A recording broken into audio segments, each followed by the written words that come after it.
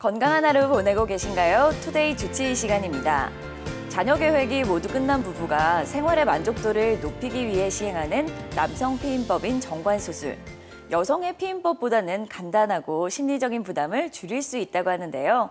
오늘 이 시간 제우스 남성의원 이석영 원장님과 함께 자세히 알아보겠습니다.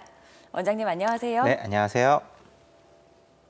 네, 과거에는 피임의 중요성을 알면서도 정관수술을 기피하는 남성들이 많았다고 하는데 정관수술 어떤 수술입니까? 네, 일단 정관은 고안에서 전립선의 정액 배출까지 이르는 관을 말하며 이쪽으로 정자가 이동하게 되는 통로입니다. 정관수술은 이 정관을 자르고 잘린 정관의 두 끝을 막아서 정자의 이동을 차단하는 수술입니다. 네, 왜 여성이 피임하는 것보다 남성이 정관수술을 하는 것이 더 좋은가요? 네, 여성의 피임 방법에는 호르몬 제제를 먹는 방법이나 루프 같은 도구를 사용하는 방법, 나팔관을 묶는 방법이 있습니다. 모든 방법들이 정관수술보다는 임신 확률도 높고 비용적인 면에서 정관수술이 더 효과적입니다.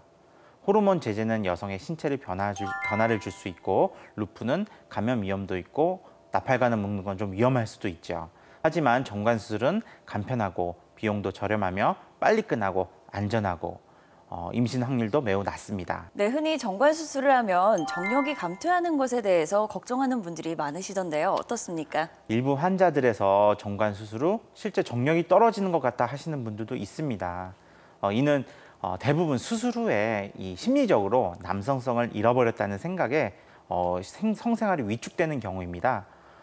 물론 정력이 떨어졌다는 느낌을 받을 수 있지만 어느 정도 시간이 지나면 대부분 회복이 됩니다. 오히려 정관 수술 후에 피임 도구를 사용하지 않게 되면서 아내가 그 피임 도구에 대한 이물감도 느끼지 않게 되고 또 임신에 대한 공포도 벗어나게 되면서 한결 더 편하게 성관계를 하면서 오히려 예전보다 만족도가 더 올라가는 경우가 많습니다. 네, 그렇다면 이 정관수술은 어떻게 진행이 되나요? 네, 정관은 음낭의 고안에서 시작해서 배안으로 이어져 전립선으로 연결됩니다. 그 시작점인 고안, 음낭 안의 고안에서 수술을 하게 됩니다. 고안 절개는 그 정관이 두 개이기 때문에 두 군데를 절개해야 될 것 같지만 사실은 음낭 피부가 잘 늘어나기 때문에 가운데 한 곳만 절개해도 양쪽 수술이 모두 가능합니다.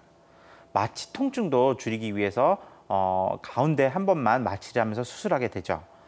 마취 통증 자체를 줄이기 위해서 아주 미세한 바늘을 쓰고 음낭에 국소 마취 크림도 사용합니다.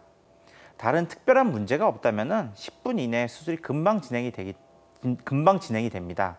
또 수술 후에 그 절개 창이 아주 작기 때문에 꼬매지 않아도 다시 병원을 방문하실 필요도 없고 수술 후 하루만 지나면 방수밴드 붙이고 샤워 같은 일상생활도 가능합니다. 네, 정관수술 후에 주의사항이 있다면요?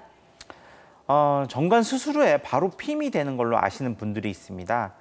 하지만 정관수술은 20에서 30cm 된 긴 정관에 한 2, 3cm 앞 부위만 절제하는 거기 때문에 안쪽에 20cm가 넘는 관에서는 아직 정자가 남아 있습니다. 이 정자가 모두 빠져나올 때까지 시간은 2에서 3개월가량 걸립니다. 그 기간 동안에는 피임 도구를 사용하는 것이 좋은데요. 실제로 이걸 잘 지키지 않아서 넷째까지 임신해서 오신 분들도 있었습니다. 이 점만 주의하시면 정관수술을 하는데 큰 문제는 없을 것 같습니다. 네, 남성 피임법에 대해서 제우스 남성의원 이석영 원장님께 도움 말씀 들었습니다. 이상 투데이 주치의였습니다.